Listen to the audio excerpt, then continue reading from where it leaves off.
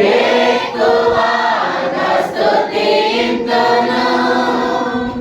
నేను దారి ఒడ్డున చేరినప్పుడు ఎక్కువగా స్తుతింతును. ఉదయకాలము నాకు ఒక మెసేజ్ వచ్చింది.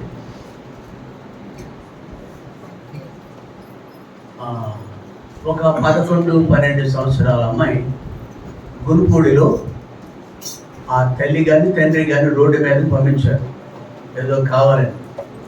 ఒక ట్రాక్టర్ వాడు స్పీడ్కి వచ్చి కొట్టేశాడు, స్పాట్లో డెడ్ అయిపోయాడు.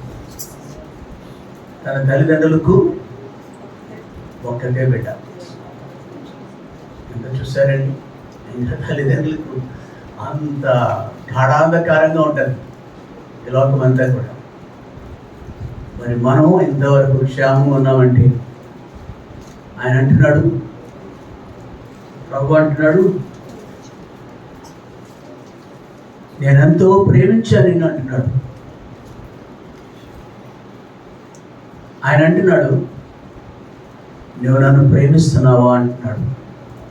అవును, నేను నిన్ను ప్రేమిస్తున్నాను ప్రభు, నీకు తెలీదా? నాకు భయం లేదా? నా హెయిర్ కటింగ్ చూస్తే నేను దేవుని బిడ్డలా కనిపించట్లేదా నీకు? నేను తొడుక్కునే వస్త్రాలు చూస్తుంటే మీకు కనిపించట్లేదా?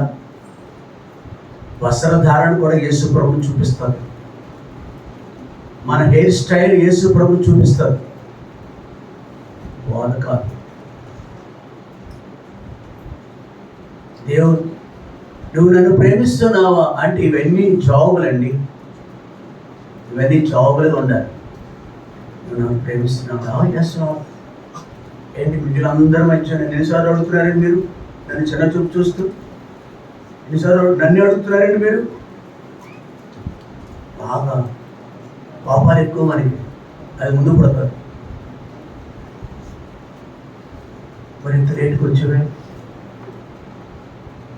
లేటా? మీకేం తెలుసు? నా ఇల్లు, నా సమస్య, నా బతుకు ఆయనకు తెలుసు, నీకు తెలీదు. ఆయనకు అప్పగించాలి, నీకు తెలీదు.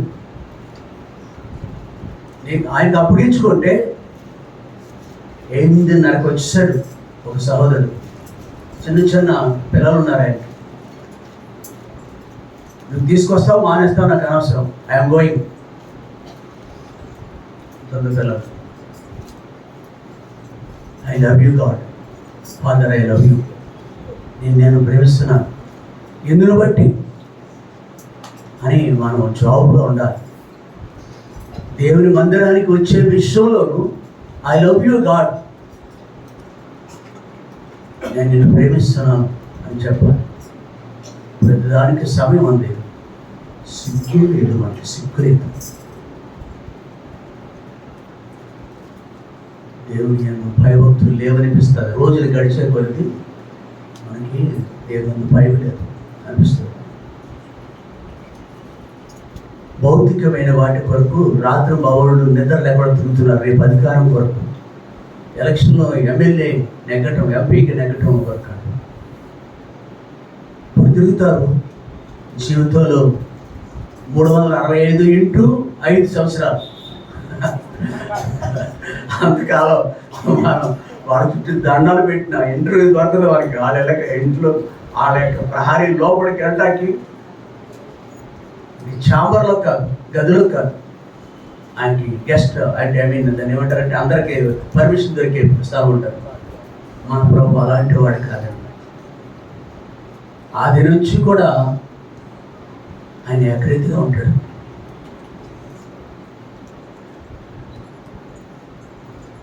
మారని మార్పు లేని దేవుడు, మారని మార్పు లేని దేవుడు. భూత భవిష్యత్ వర్తమాన కాలాలలో ఏకరీతిగా ఉండే ప్రభు.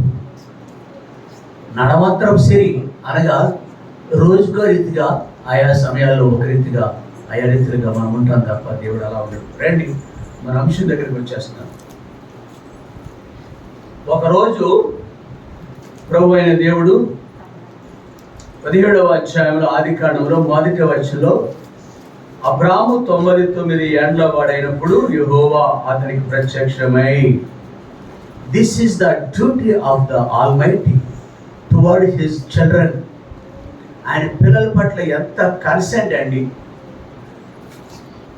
ఎంత కన్సెంట్ ఆయన పిల్లల పట్ల, ఎంత పట్టింపు, అది తెలుగులో మాట, ఎంత పట్టింపు దేవుడికి తన పిల్లల పట్ల. ఈ అబ్రామును ఎప్పుడో కొన్ని సంవత్సరాల క్రితం రక్షించాడు. ఇక్కడ ఆ మధ్యకాలంలో ఆయా సమయాల్లో మాట్లాడుతున్న అనుభవాలు ఉంటాయి, ఆయన మాట్లాడిన సందర్భాలు కూడా ఉంటాయి.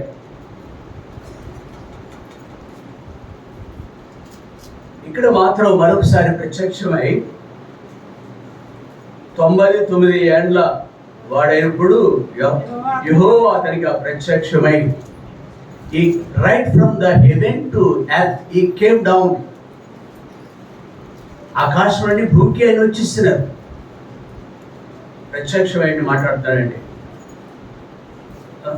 నేను ఎవరో తెలుసా? నేను సర్వశక్తి కలిగిన దేవుడు, నా సన్నిధిలో నడుచు నిందారహితుడివై పాలలో పాలు పొందకూడదు కూడా. మనము కూడా మనతో కూడా ఇదే చెప్తున్నాడు ఆయన. నువ్వు ఎంతకాలమైంది రక్షింపబడి? అబ్రహాము రక్షింపబడి ఇంచుమించు 5 సంవత్సరాలు అయిపోయింది. ఇప్పుడు నువ్వు 5 సంవత్సరాలు అవ్వలేదు. ఈ 99 ఏండ్ల వయసులో ఉన్న ఈ అబ్రాహాము అంతకుముందు ఎప్పుడో రక్షింపబడ్డాడు, దర్శించాడు దేవుడు అతన్ని.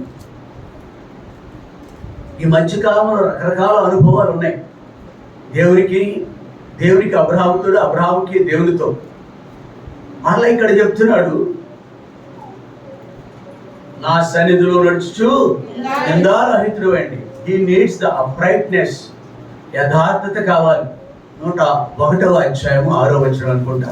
101:6 ఎక్కడుంటా? 101వ అధ్యాయం. నా యొద్ద నివసించినట్లు దేశంలో ఇలాంటి వ్యక్తులు కావాలి. Are you faithful? నువ్వు నమ్మకస్తుడివేనా? నమ్మకస్తురాలువా? నువ్వు సమయం ఇస్తావా? నాకు శక్తిని ఇస్తావా?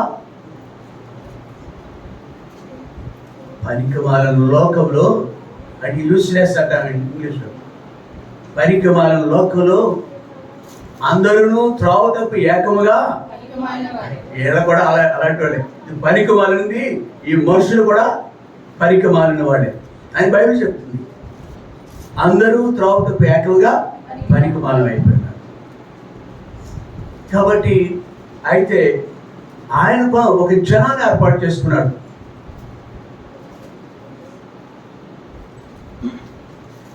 ఆయన ఒక జనముని ఏర్పాటు చేసుకున్నాడు.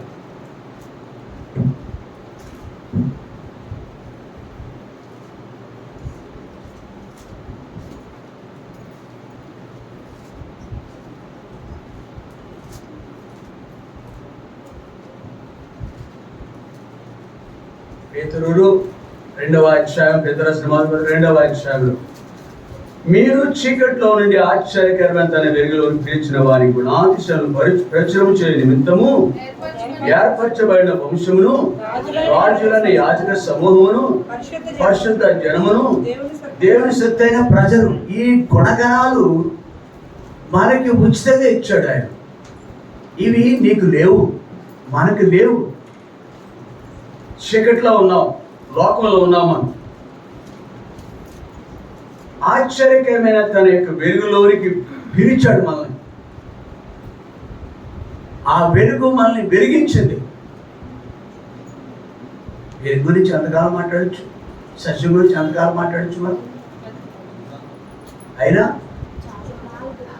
మన ఆయుష్ చాలు. కాబట్టి అది ఒక మనుషుల్లో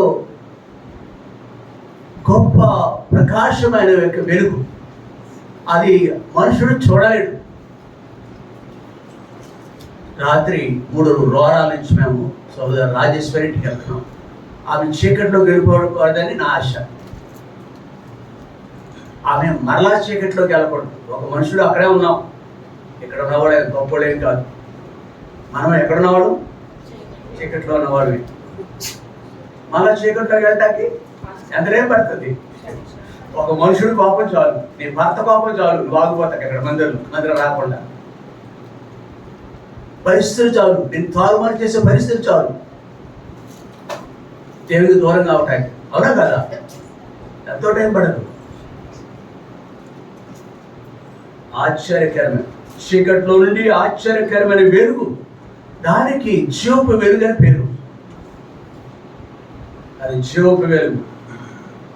అది మనలోకి వచ్చుట ద్వారా ఇలాగను మనము వీధిలో నిలబడగలం, నలుగురు మధ్య నిలబడగలం. నిన్న సువార్త కొరకు శనివారం కదా, సువార్త అనేది ఒకరిద్దరు పనులు ఉన్నాయన్నారు. మరి ఎవరు వస్తారని నేను చూస్తూనే ఉన్నాను. కళ్ళు కాయలు పడేది. ఆయన ఇద్దరు వచ్చారు.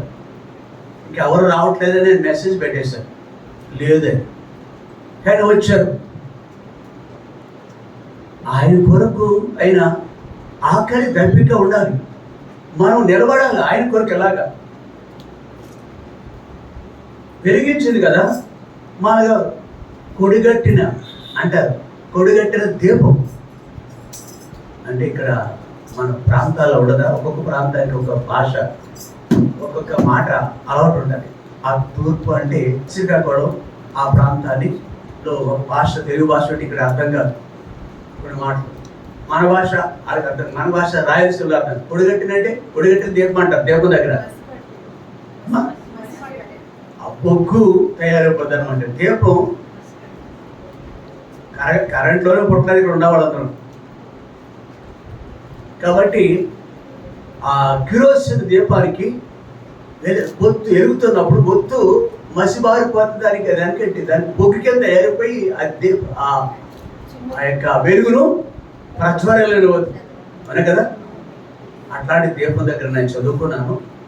10th క్లాస్ పాస్ అయ్యి, అంతవరకు నాకు వెలుగు తెలియదు.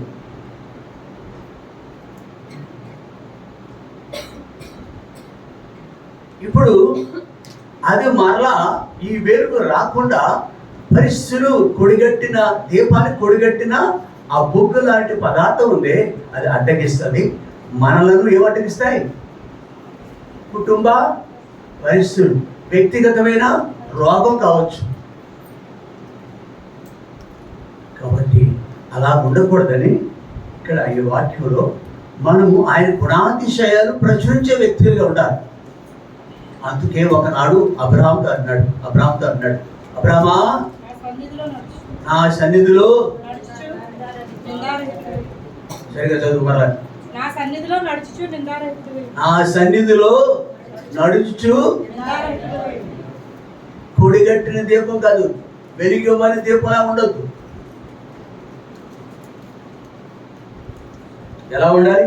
ఏర్పరచబడిన వంశం, రాజులైన పరిశుద్ధ సొత్తైనా దేవుని సొత్తైనా ప్రజలుగా ఉండాలి. కానీ ఆ ఉద్దేశం, అందుకే నా తలంపులు మీ తలంపులు వంటివి ఆయన తలంపు మేరకు మన జీవితాలు ఎప్పుడైతే ఉండవో తిరిగి ఆయన భుజము తట్టి, అబ్రహమా నా సన్నిధిలో నడుచుచు. నేను ఎవరినో తెలుసా? నేను ఎవరిని? Don't fear. నేను ఎవరిని? సర్వశక్తి కలిగిన దేవుడు. ఎందుకు భయపడతారు? గతంలో ఏమైందంటే అతని యొక్క జీవితంలో దేవుడు రక్షించిన పిల్లల్లో దేవుని యొక్క దేవుడు ఆశించిన రీతిగా వారి యొక్క జీవితాలు ఉండవు. అలాగే అబ్రహాం యొక్క జీవితంలో కూడా ఉండని సందర్భాలు మనకు కనిపిస్తాయి. 12వ అధ్యాయం నుంచి 17వ అధ్యాయం మధ్య కాలంలో 12 నుంచి 15 వరకు ఉన్న ఈ సందర్భాలలో 12వ అధ్యాయం 15వ వచనం, ఫరో యొక్క అధిపతులు ఆమెను చూచి ఫరో ఎదుట ఆమెను పొగిడిన కనుక ఆ స్త్రీ ఫరో ఇంటికి తేబడింది. మన్నించండి. 5వ వచనం, అబ్రాము తన భార్య అయిన శారాయిను, తన సహోదరుని కుమారుడైన లోతును, ఆరానులో కానును వారును ఆర్జించిన యావదాస్తిని ఆర్జించిన యావదాస్తిని వారు సంపాదించిన సమస్త వారిని చాలు. దేవుడు ఒకటి చెప్పినాడు, అబ్రాము మరొకటి చేశాడు.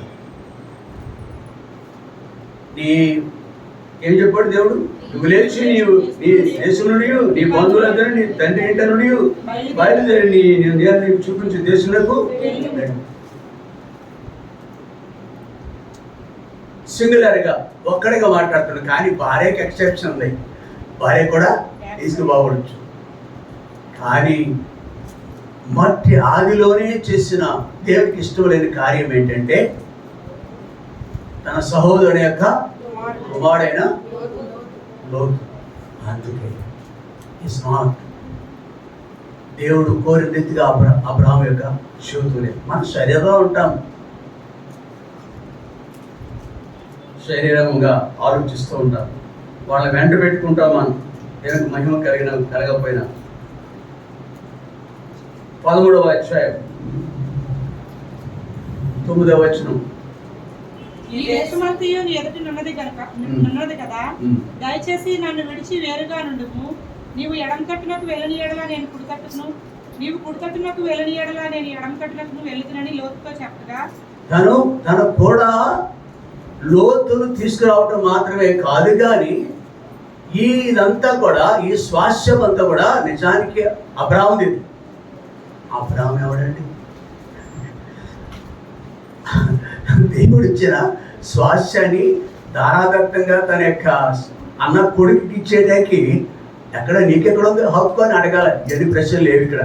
రెండవది, మొదటిది కూడా తీసుకురావటం, తన కొరకు ఉద్దేశించిన దానిని అతని లోతుకి ఇవ్వటం. 15వ అధ్యాయం 2వ వచనం 1-2 కూడా. ఇవి జరిగిన తర్వాత యెహోవా వాక్కు అబ్రాహామునకు దర్శనమందు వచ్చి, అబ్రామా భయపడకుము, నేను నీకు కేడుము నీ బహుమానము అత్యధికమగునని చెప్పాను. అందుకు అబ్రాము, ప్రభువైన యెహోవా నాకేమి ఇచ్చిననేమి, నేను సంతానం లేనివాడనైపోతున్నానే. చాలు. 3వ పొరపాటు అబ్రహాం చేసింది. దేవునికి ఇష్టం లేనిది, మన తీరు దేవునికి నచ్చనిది. కొంచెం ఆలస్యంగా వస్తేనే నువ్వెవరో నాకు అంటారా? కొంచెం ఆలస్యమే చాలు. కాబట్టి ఇక్కడ ఈ 9వ వచనంలో 2వ వచనంలో ప్రభు అయిన యెహోవా నాకేమి ఇచ్చినా నేమి, అక్కడే ఉన్నాడు ఆయన. ఆయన కనిపించాడు. అబ్రామా బహు సంభాషించాడు, సమాధానం ఇచ్చుకుంటాడు. భయపడకు, నేను నీ కేడుమును నీ బహుమానును అత్యధికమని చెప్పాడు. ఆయనను అక్కడే ఉన్నాడు. ఆయన భుజం తట్టాడు, ఆయన ధైర్యపరుస్తున్నాడు. భయపడకన్నాడు, నేను నీ కేడుమున్నాడు. ఇంకా అంతకంటే ఏం కావాలి? అలా ఆ పాటే ఏంటి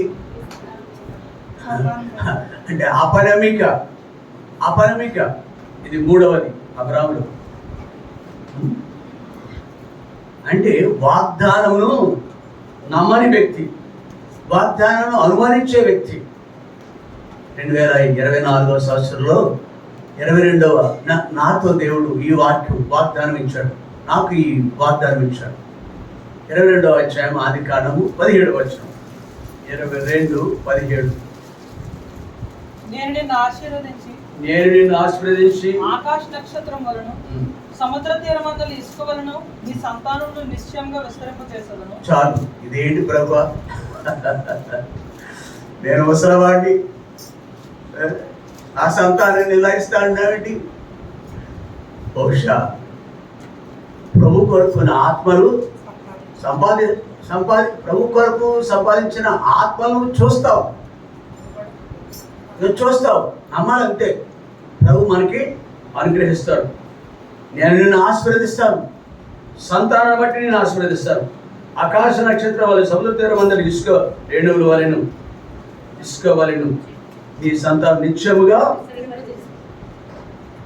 బహుశా ఇక్కడ ఎలా అందామని, ఒక వ్యక్తి ద్వారా 100 మంది కనుక ప్రభు కొరకు సంపాదించబడి ఉంటే ఆ 100 మంది మరలా ఒక్కొక్కరు ఒక్కొక్క స్థలంలో నమ్మకమైన సాక్షులుగా ఉంటే అదే మంట కనుక ఆ గుణగణాలు ఇక్కడ చూసాం కదా, పేతురు రాసిన పత్రికలో 10వ వచనం 9వ వచనం ఉంది కదా, వెళ్ళదు. ఆ గుణలక్షణాలు ఆయన గుణాతిశయములు ప్రచురించే బుద్ధి ఈ 100 మంది, ఒక వ్యక్తి ద్వారా 100 మంది సమకూర్చబడ్డారు, సంఘంగా చేయబడ్డారు. ఆ 100 మంది 100 స్థలాల్లో ఉంటే అవుతారా అవరా లెక్కింప సఖ్యం కానీ దేవుని మహిమార్థంగా ఈ స్థలాల నుంచి అనేక కుటుంబాలు వెలువరి ఆయా సందర్భాలు వెళ్ళవలసి వచ్చింది, వెళ్ళారు. అనేక విద్యార్థులు వెళ్ళారు. ఎప్పటికీ రక్షింపబడి యోగ్యంగా జీవించేవాడు. అరే ఎవరో వందన చెప్తారు, వాళ్ళని గుర్తుపెట్టలేను నేను. అలాగ వారు ఆయా స్థలాల్లో ఇప్పటికి కూడా దేవుని పిల్లలుగా అంతకంటే ఏం కావాలండి మనకు భాగ్యం. ఈ భాగ్యము ఇల్లు నుండి విడిచిపెడతావు, పొలం విడిచిపెడతావు. నానేవాడు కూడా ఎవరు కనపడ అక్కడ కనపడరండి, నాయన వాళ్ళు ఉంటారా? అక్కడ ఉంటారా? ఎవరు ఉంటారు? ఒకళ్ళు మాత్రం, ఒక సంతతి మాత్రం ఉంటుంది. మన మందిరంలో ఉన్నారు చూడండి. అరే అక్క నువ్వు కూడా వచ్చావా? అరే అన్నయ్య నువ్వు వచ్చావా? ఎక్కడ? నేను మర్చిపోయాను, పిచ్చివాడు. నాకు బాగా గుర్తున్నావా బాబు, నువ్వు స్వాప్ చేశాం కదా మనం.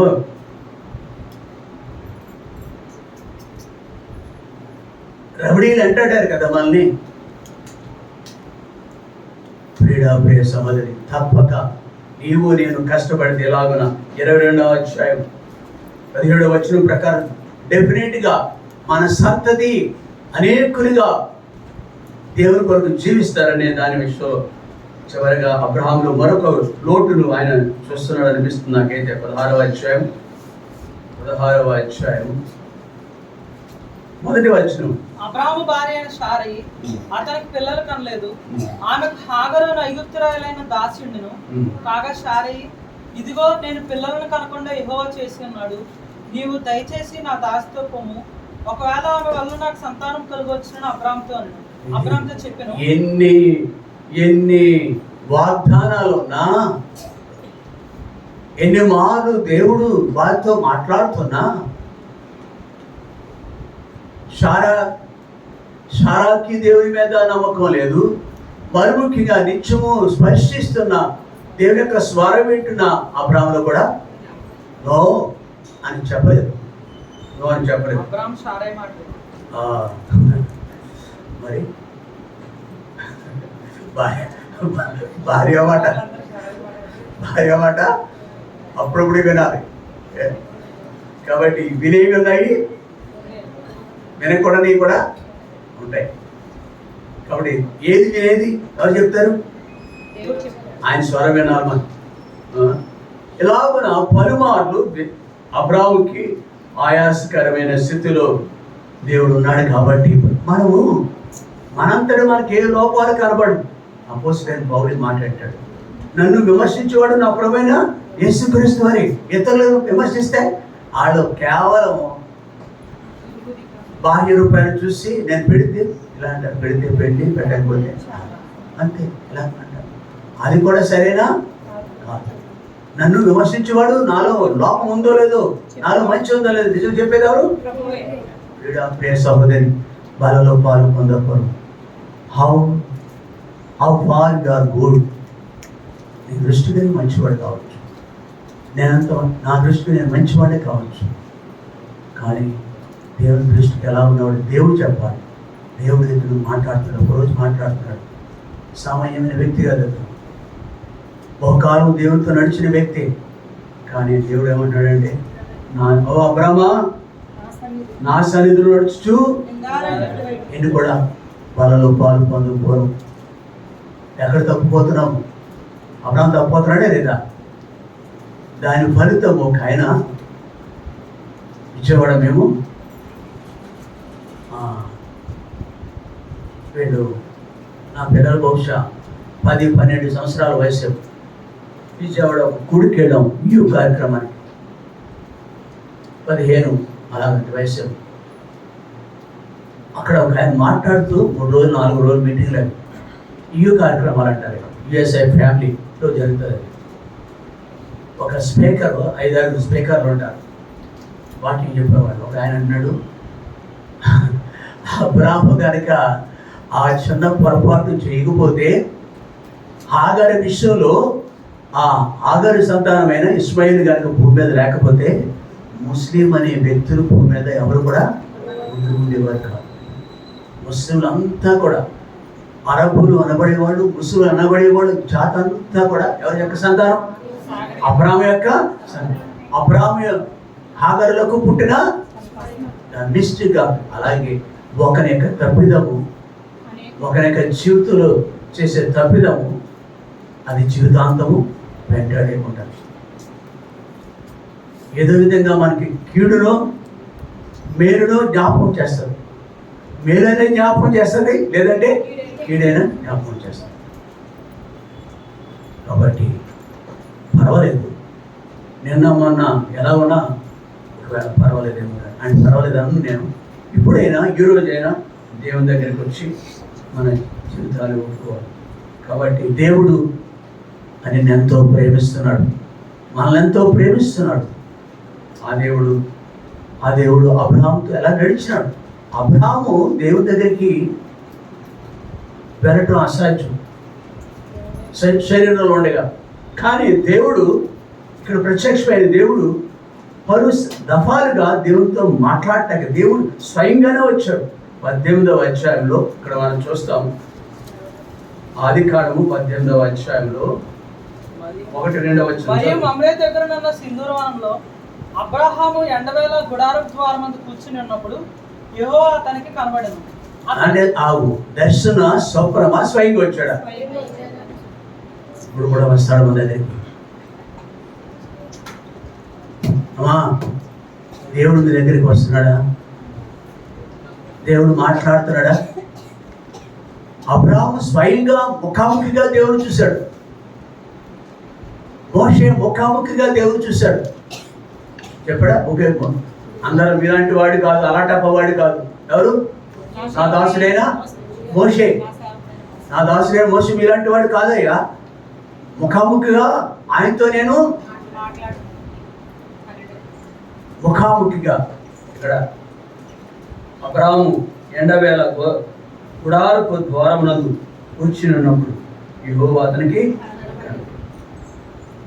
అతడు కనులెత్తి చూసినప్పుడు 3 మనుషులు అతని ఎదుట నిలబడి ఉండి అతడు వారిని చూసి గుడారపు వాకిట నుండి వారిని ఎదుర్కొన్నట్టు పరిగెత్తి నేల మట్టుకు వంగి సాష్టాంగ నమస్కారం పడి, బహుశా వారు బహు సంబంధమైన మనుషులు మాత్రం కాదు, వారు పరమ నుండి వచ్చారు. వారు ప్రభు సంబంధించిన. నన్ను రక్షించాడే ప్రభు, నాతో మాట్లాడారే ఇప్పుడు 25 సంవత్సరాల క్రితం ప్రభు నన్ను రక్షించాడే. ఆయన ఏమిటాడు? ఆయనతో పాటు మరో 2. మీరు పాత నిబంధన గ్రంథంలో ఎప్పుడు దూత ప్రత్యక్షమైనప్పటికీ ఆయన ప్రభు యేసుక్రీస్తు వారు అప్పుడు ఉన్నారు, ఇప్పుడు ఉన్నారు. ఆదికాండం 1వ అధ్యాయంలో ఉన్నారా లేదా? వారు ఎవరు? వారు అని రాబడింది. Is there only. వాళ్ళు 3 వేరు కాదు, అక్కడికి జస్ట్ మనతో చెబుతారంతే. తండ్రి నన్ను పంపించారు. ఈ హిమ్సెల్ఫ్ ఫాదర్. అవునా కదా? ఆయనే తండ్రి. కాబట్టి ఇక్కడ ఈ వ్యక్తులు వచ్చినారు. ఎందుకు వచ్చి ఉంటారండి? నేనంటాను సహవాసానికి వచ్చాను. దేవుడికి అలవాటు ఉంటుంది. దేవుడికి ఈ అలవాటు ఉంది.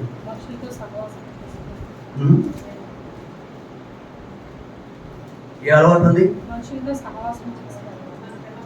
నాతోటి మాట మార్చాడు. మనుషులతో కాదు. ఇంకో మాట అంటే మరి ఇంకా ఉంటుంది. ఇంకో ప్రాణులు, జీవులు ఉన్నాయి కదా, అలా మనతో సహవాసం చేసే. చెప్పండి, రుచి చెప్పండి. చెప్పా ఇప్పుడే ఏకలకు వచ్చేసింది. ఇవిడ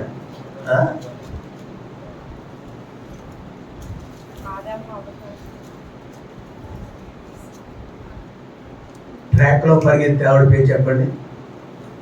పిటి ఉష.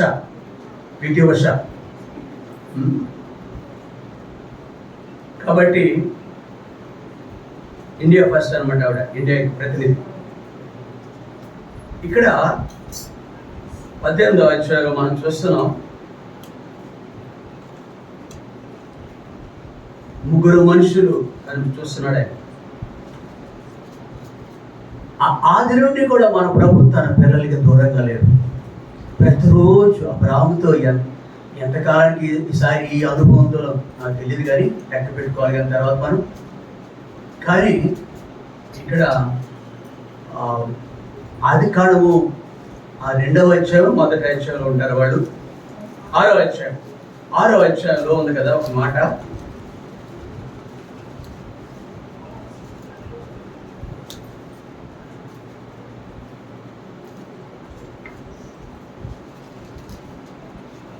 నో 6వ అధ్యాయం 3వ అధ్యాయం 8వ అధ్యాయం 3:8.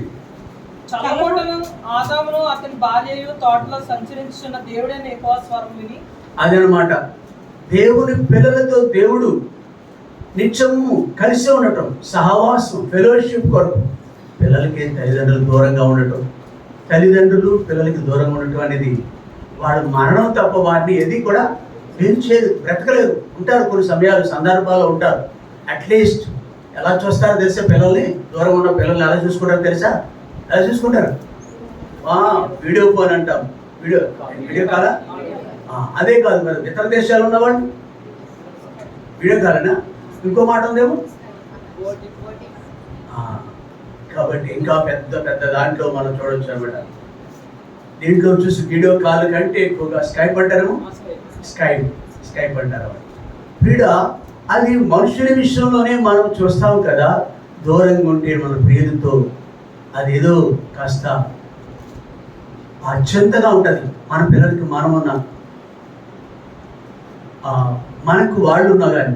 అలాగే దేవుడు కూడా ఎట్లాంటి మంచి మనసు ఆయన నుంచి వచ్చింది ఈ గుణం మనకి. కాబట్టి అబ్రాహాము కూడా దూరంగా ఉండటానికి ఇష్టం లేక ఒక రోజున ఆయన ప్రత్యక్షమయ్యాడు. ఆయన యొక్క సహవాసము కొరకు కేవలం వచ్చాడు, కొంత సమయం గడపాలి అబ్రాహాముతో. యోబు గ్రంథంలో 22వ అధ్యాయం, యోబు గ్రంథం 22-21 వచనం. ఆయనతో సహవాసం చేసినట్లా నీకు సమాధానం కలుగు, అలాగను నీకు మేలు కలుగు. చాలు. ఎవరితోటి? అవునా కదా, ఆయనతో నీవు సహవాసం చేసిన ఎలా నీకు సమాధానము, నీకు మేలు. ఈ అనుభవం మనకి కలిగి ఉండటానికి ప్రభు ఆకాశం నుండి భూమికి వస్తూ ఉంటాడు. కానీ నీవు ఇష్టపడతావా? బుద్ధి లేక పలుమార్లు మనము అని విసిగిస్తాం. ఓయ్ మార్తా అనేక పనుల ద్వారా నీవు తొందరపడుతున్నావు. అవునా? ఆయన అక్కడే ఉన్నాడు. ఆయనతో సహవాసం ఉందా? వాక్యం ఉందా? ఇక్కడ ఆయనతో సహవాసం చేసిన ఎడలా అంతకంటే ఏం కావాలండి?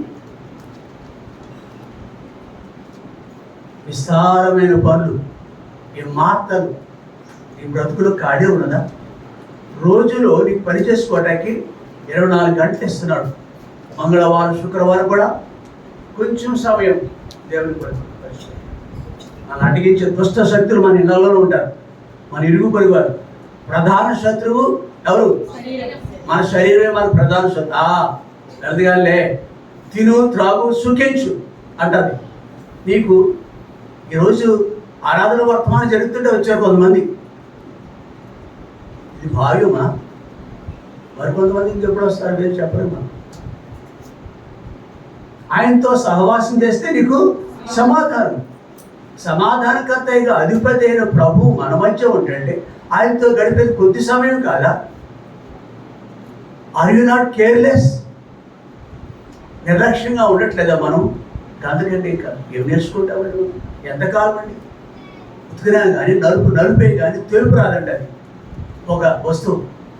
ఏమో ఆ వస్తువు నాకు గురించి నాకు తెలియదు, కానీ ఆ ఎర్రతోలు తెలియదు, కానీ నాకు ఇక్కడ మాత్రం మందిరంలో మాత్రం కొంత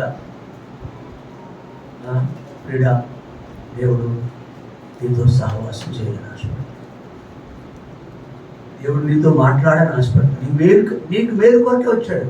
ఉత్తమమైనది కలిగి ఉండాలని మనకి ఆయన ఆశపడుతున్నాడు. చూడండి, యోహాను రాసిన యోహాను సువార్త 15వ అధ్యాయం. యోహాను సువార్త 15వ అధ్యాయంలో 15వ వచనం. దాసుడు తన యజమానుడు చేయదానిని ఎరుగడు గనుక ఇక మిమ్మల్ని దాసులని పిలవక స్నేహితులని పిలుచున్నాను. చాలమ్మా. అట్లాగా బైబిల్ చదువుకున్నప్పుడు మారండి. ఒక్కొక్కరికి ఛాన్స్ ఇవ్వండి, ఉద్దేశపూర్వకంగా ఛాన్స్ ఇవ్వండి. అందరూ చదవకపోతే నాకు తృప్తి ఉండదు. స్వార్థపరుని కాదు నేను, అలా ఉండదు. మిగిలిన వాడు కూడా ఛాన్స్ ఇవ్వండి. ఇక్కడ 15:15లో దాసుడు తన యజమానుడు చేయు దానిని వెలుగడు కనుక ఇక మిమ్మలను దాసులని పిలవక స్నేహితులని. ఇక్కడ అన్నా అనుకుంటా, నీ దాసురాలని నేను మత్తుతో లేను ప్రభా అన్నా లేదా? చాలు. అవునా? నీ సాకురాలు అందా లేదా? చాలు. అమ్మ వెళ్ళదు, ప్రతిదానికి వెళ్ళలేను కదా. నీ దాసురాలని నేను, నీ సాకురాలని నేను మత్తు ఏం ద్రాక్షారసం పుచ్చుకుని ఏమి రాలేదు. నేను భారంతో చింతతో నా ప్రొఫెసర్లో ఉన్నాను. నిజానికి మనం దేవుని యొక్క దాసులు. ఇన్ఫ్యాక్ట్ నిజానికి మనం అందరూ దాసీలు, సేవకులు. ఆయన సేవించేవాడు సేవకులు అంటారు. సర్వెంట్ అంటే చాలా హీనమైన మాట. అటెండర్, సర్వెంట్ మెయిడ్ అంటారు. సర్వెంట్ మెయిడ్గా వర్క్ చేస్తున్నారు అంటారు. అయితే ఇక్కడ దేవుడు మనల్ని ఇక్కడ అలా పిలవడంట, ఇష్టం ఉండదంట. ఏమనంటాడంట? స్నేహితుడు ఎంతగా కాబట్టి అబ్రహాముతో 19వ అధ్యాయంలో అనుకోండి, 18వ అధ్యాయంలోనే అమ్మా రండి మళ్ళా ఆదికాండంలో 18వ అధ్యాయం దగ్గర పద్దాం.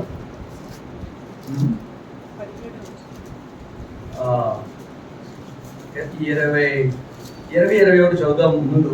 మరియు యెహోవా సొదొమ గొమొర్రాలను గూర్చిన మన గొప్పది కనుకను వాటి పాపము బహు భారమైనది కనుకను నేను దిగిపోయి నా యొద్దకు వచ్చిన మొర చెప్పులనే వారు సంపూర్ణంగా చేసిరో లేదో చూచను అనే తలంపుతో దేవుడు ప్రత్యేకమైన ఉద్దేశంతో వచ్చాడు ఇక్కడికి.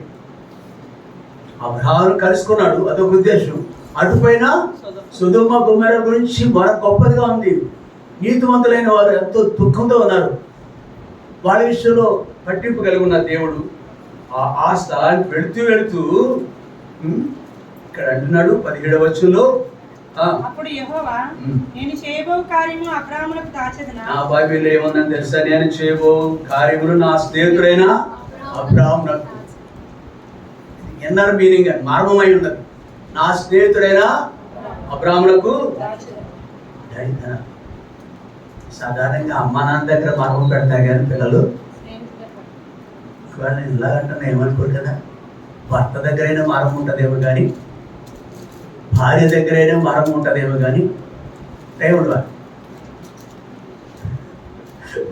కొన్ని సీక్రెట్ ఉంటాయి, చెప్పడం కుదరదాయి అని అనుకుంటాం మనం.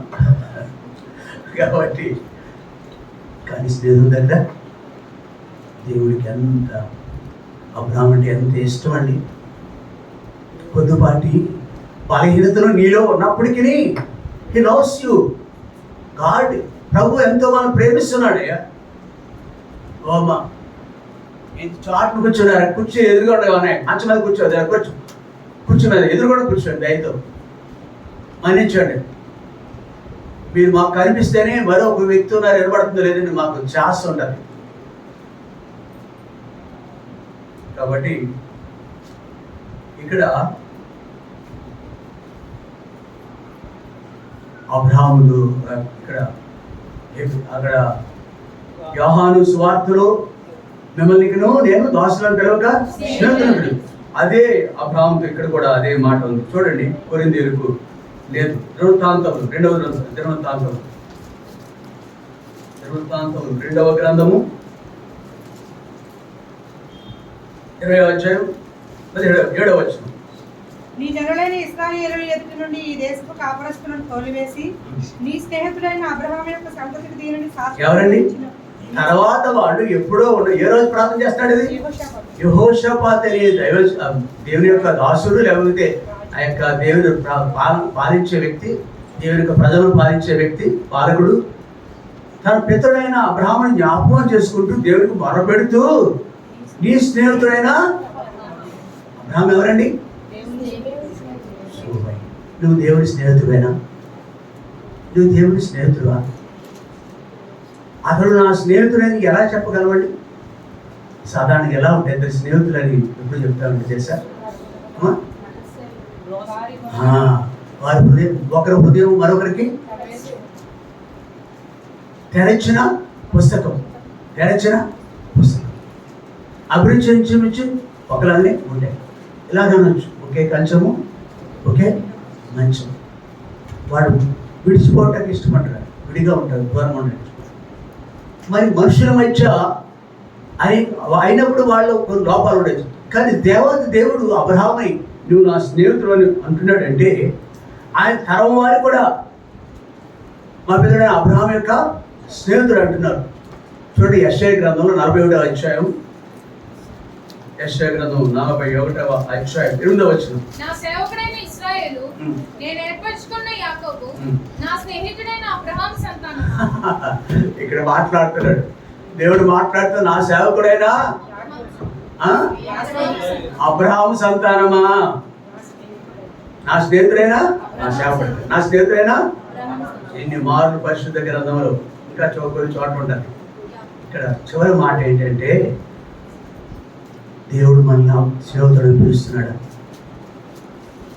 నువ్వు స్నేహితుడిగా ఉన్నావా? అయితే ఆయన ఎంత ప్రేమిస్తున్నావు చెప్పు. ఆయన ఎంత ప్రేమిస్తున్నావు తెలుసు. అంత పూర్వం కూడా ప్రియులరా ఆ మాట వాడబడలేదు. కానీ నాతో నిత్యము కొన్ని సంవత్సరాల పాటు ప్రతిరోజు అక్కడ ఉన్న పరలోకమందున్న దేవుడు, హానోకు దేవుడితో నడిచాడంటే ఏంటి అర్థం ఏంటి? పరము నుండి భూకి ఆయన వచ్చేవాడు. ఎవ్రీడే సహవాసం ఉంది ఆయనతో, గోయింగ్ టుగెదర్ అనమాట, వాకింగ్ టుగెదర్, లివింగ్ టుగెదర్. కలిసి జీవిస్తున్నారు, పండుకుంటున్నారు, కొంత సహవాసం కలిగి ఉంటున్నారు. ఏ మనుషుడు దేవునితో సహవాసం చేస్తాడో ఆ మనుషుడు దేవునికి స్నేహితుడు అవుతాడు. మోకరించినప్పుడు దేవునితో సహవాసం ఉంటుంది. మనకి బైబిల్ దగ్గరికి వెళ్ళినప్పుడు దేవునితో సహవాసం ఉంటుంది. సహవాసం ఉన్నప్పుడు దేవునితో సహవాసం ఉంటారు. ఆయా కూడుకుల్లో నీవు నేను ఎందుకు రావాలని చెప్తారో తెలుసా? కార్యక్రమాలు, వార కార్యక్రమం, నియమా కూడుకులు ఎందుకో తెలుసా? దేవునితో we gather together, not only believers but also with the Lord. దేవునితో సహవాసం ఉమానికి ఆయన స్వరం వింటాం, ఆయన ఒక దర్శనం జరుగుతుంది మనకి. మరి అది కలిగి ఉండాలని బలం జ్ఞాపకం చేస్తుంది. అబ్రహాం యొక్క జీవితం, అబ్రహాం దగ్గరికి వచ్చిట్లో ఆయనతో కొంతసేపు గడపాలని అన్నట్టుగానే అబ్రహాం కూడా దేవుడిని ఎంతో ప్రేమించిన వాడిగా ఉంటాడు. మాట వినగానే చిత్తం ప్రభు అన్నాడు 12వ అధ్యాయం మొదట్లో. అవునా? అది కాదు 12వ అధ్యాయం అన్నాడే లేదా? చిత్తము ప్రభు. అఫ్ కోర్స్ మీరు చూడకపోవచ్చు, దాంట్లో ఉంది, అక్కడ ఎన్నర్ మీనింగ్ అది ఉంది. ఆయన అన్నాడు, చెప్పవలసినంతా చెప్పాడు, ఆ మిగిలిన కాలం అంతట్లో నడిపించాడు. కనుక ఈ మాటలతో మనం పాల్గొందాం. అబ్రహాం మరి దేవునితో స్నేహం చేసే వ్యక్తులుగా, లేక దేవునితో ఆ అబ్రహాంతో స్నేహం చేస్తున్న దేవుడు మనతో కూడా స్నేహం చేయాలని ఇష్టపడుతున్నాడు. అయితే నీవు నేను దేవునికి అప్పగించుకుంటున్నాను. నిన్ను గురించి దేవుడు సాక్ష్యం కాడా? అబ్రహాం గురించి దేవుడు సాక్ష్యం ఉందా లేదా? ఆయన పితరులు ఇచ్చారు, అబ్రహాం యొక్క పితరులు చెప్పగలుగుతున్నారు. అబ్రహామే చెప్తున్నాడు, దేవుడే చెప్తున్నాడు నా స్నేహితుడైన అబ్రహాం అని. అవునా కదా?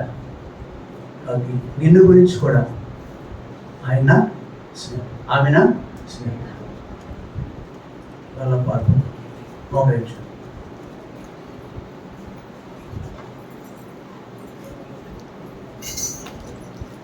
ఇర్మియా బ్రదర్.